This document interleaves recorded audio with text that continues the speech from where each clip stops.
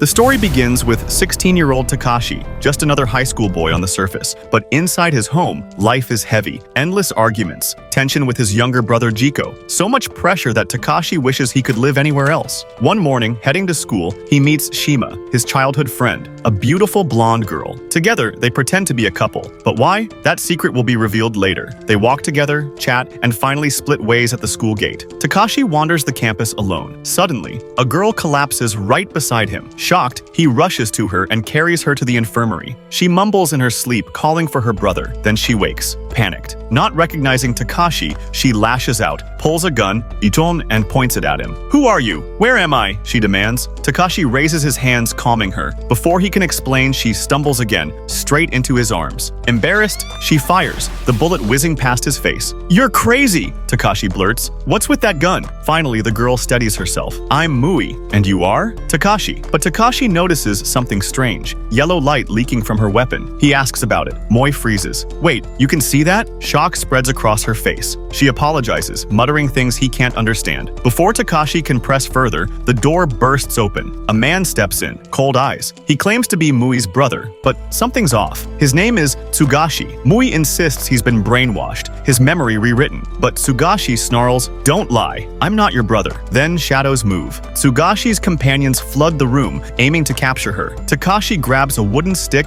and fights back, clumsy but desperate. Outnumbered, he drags Mui with him and bolts through the halls. They run until exhaustion forces them to stop. Mui breaks down in tears. "I'm sorry, I pulled you into this. You didn't deserve it." Tekashi stares, confused. Moi trembles. I made you a magician by accident." Tekashi is stunned. "What are you talking about?" She explains only a fragment. When she fired earlier, the magic energy fused with him. That's why he can see things normal humans can't. Tekashi feels like he's dreaming. Before he can recover, Shima storms in. "Tekashi, who is this girl?" Her jealous eyes burn into Mui. No time for answers. Two of Tsugashi's men appear. One smirks. "You're not escaping. You're coming with us." Spells crackle in their hands. Tekashi grips his stick, Mui braces herself, and Shima refuses to back down. They fight together, managing to defeat one enemy. But in the chaos, Shima too is touched by magic. Her body glows. She's now a magician. At that moment, Tekashi's friend Kazu arrives. "What the hell is going on? Weapons? Fighting? Have you lost your minds?" But before he can even process, magic touches him as well. Kazu transforms, stunned. Now three friends, Tekashi, Shima, and Kazu, are all magicians. The fight rages on. Tekashi clashes with another foe, struggling to control his new power. Mui supports him,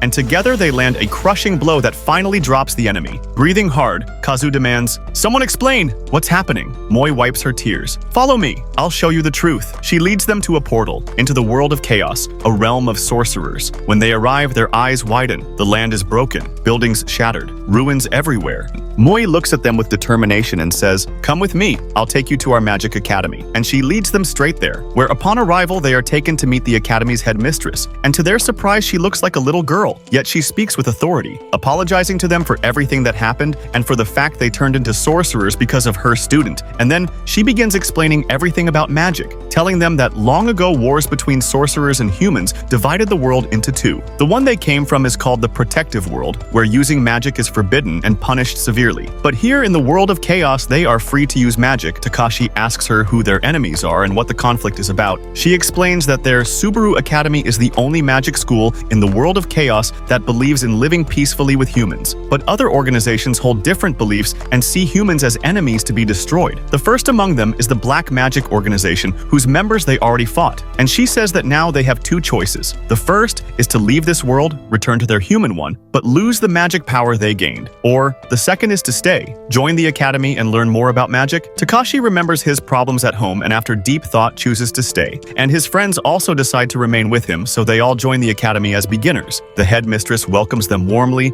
and asks Mui to start showing them how the academy works. Mui takes them to their classroom where they introduce themselves and settle into their new life. Soon, one of the teachers asks if they have their magical weapons. Everyone has one except Tekashi, so Mui takes him to find a weapon suited to his ability, explaining on the way that every sorcerer must have a weapon to channel their power through, like her own gun. They talk until they reach the man who provides weapons, and he asks Tekashi what weapon feels right to him. Tekashi says a sword, so the man gives him a sword, warning that it's very strong and difficult to control. After many tries, Tekashi finally succeeds in mastering it. Now armed with his own weapon, they return to the academy where chaos is common, because Kazu often loses control of his destructive powers. It seems their days ahead will be far from peaceful. Time passes as they train and learn more about magic every day, but it becomes clear that Shima has feelings for Tekashi, even though they are only pretending to be together for a reason revealed later, while Mui also begins to fall for him, leading to jealousy between the two girls, though clueless. Tekashi notices nothing. Eventually, Shima decides to visit a fortune teller known for answering anything. She asks about her future with Tekashi. The woman says she doesn't know, but warns that problems will come, which makes Shima anxious, so she confronts Tekashi and asks if he really loves her, but he tells her they should stop pretending to be in a relationship. Shocking her, she leaves upset and starts ignoring him, which makes him feel guilty. Mui notices and tells Tekashi he must apologize. Meanwhile, in the academy bathroom, Shima meets Mui and pointedly asks if she likes someone. Causing Mui to grow nervous and unable to reply,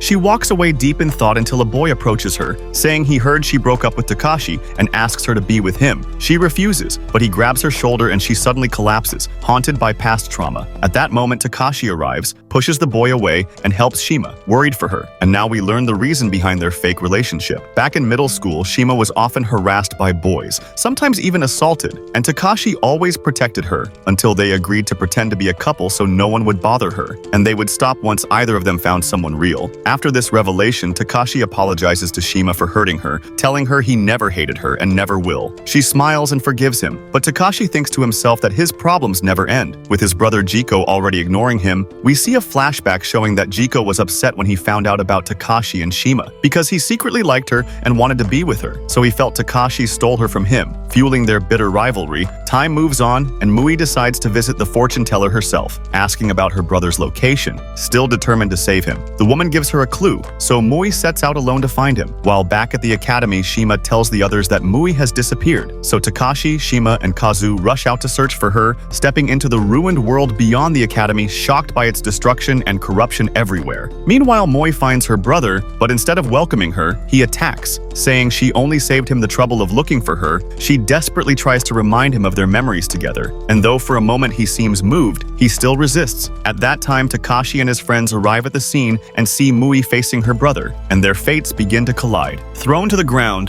Mui lies weak while Tsugashi stands coldly watching, and at that moment Tekashi's anger erupts. He charges with everything he has, trying all the techniques he learned at the academy, but the gap in strength and experience between them is enormous. Still, Tekashi fights like a lion, refusing to back down, trading blow for blow until he is battered and nearly broken, while his friends quickly rush to treat Mui, managing to heal her. Then all of them join forces, fighting Tsugashi together in a fierce battle. After a long struggle, they finally land a powerful strike that defeats him. Mui wants to rush to her brother, but Tekashi stops her, uneasy and sensing danger, and his instincts are right, for suddenly from the shadows appears the leader of the black magic organization. His name is Kibi, a man radiating overwhelming power. Worthy of his title, he smirks and tells them they did well defeating his puppet, that he is impressed, and then he offers them a place in his organization, especially Mui, saying it is unfair that only her brother joined while she stands aside. But of course the heroes refuse, so he prepares to attack. Yet before he can act, a force from the academy arrives. Soldiers sent to retrieve their students, so Kibi sighs, saying he cannot play with them this time, taking back his puppet and vanishing. Leaving them behind, Mui collapses in tears, broken that all she wants is her brother back. They return to the academy where the headmistress scolds them harshly, saying they could have died at any moment and have no idea of the dangers outside. But she forgives them once, since they are still beginners, on one condition, that they promise never to do this again. Tekashi boldly replies he cannot promise that. He wants to help Mui save her brother, and no one will stop him. The headmistress calls him reckless but proposes a deal. They must pass a test,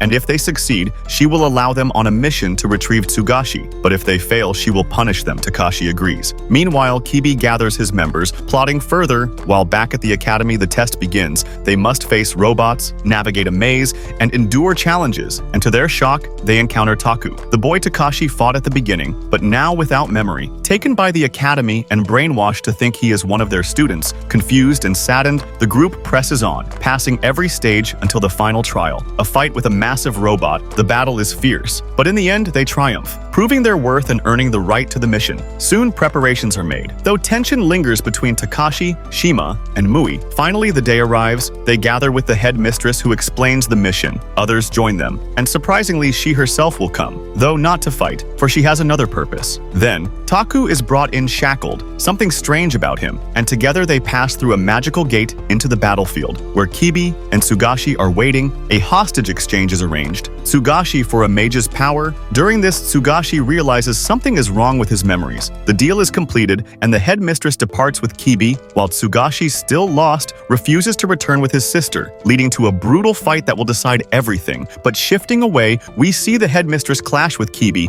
revealing she seeks revenge because he killed her brother. Their battle is titanic, shaking the ruined land apart. She is gravely wounded yet refuses to yield, preparing her strongest attack. Though it drains her, Kibi escapes, leaving her collapsing unconscious into the sea. Back with the heroes, they fight Tsugashi desperately, but he overwhelms them, leaving them battered. Tekashi reflects on Mui's devotion to her brother, how despite Tsugashi's memory loss and hostility, she never stops trying to save him. So different from Tekashi's own strained bond with Jiko, Mui pleads with her brother, reminding him of their memories, and slowly he begins to waver, but still insists on killing her. He raises his weapon, but Tekashi leaps in, intercepting, saving Mui. Together they fight and finally subdue Tsugashi, bringing him back to the academy unconscious, where Mui holds him as he sleeps, and when he wakes, his memories return, filling everyone with joy. The headmistress is rescued too, though her body is battered and broken. Meanwhile, Kibi gathers his council, deciding who will take Tsugashi's place. A woman brings 2 candidates, but he kills them without mercy, dismissing them as trash, then unveils his true plan, showing off his masterpiece, a shocking twist. He has recruited Jiko, Tekashi's brother, now trained in magic and burning with hatred, ready to destroy both his brother and the world with Kibi's help. While far away, Tekashi sleeps, haunted by nightmares filled with blood and chaos. Visions of Shima being killed, waking in terror drenched in sweat. The next day, training continues, and astonishingly, Tsugashi himself now trains them, revealed to be kind at heart, so different from before. Yet that night, Tekashi dreams again, this time of Mui. Realizing something is deeply wrong, unable to sleep, he wanders the academy halls where he encounters Tsugashi and confides in him. Tsugashi advises him, saying if nightmares keep stealing his rest, he should see the academy's doctor, and then leaves him, leading Tekashi deeper into his fate, where in the shadows something even stranger awaits, the spirit dwelling inside his sword, a girl who upon seeing him for the first time immediately wants to kill him.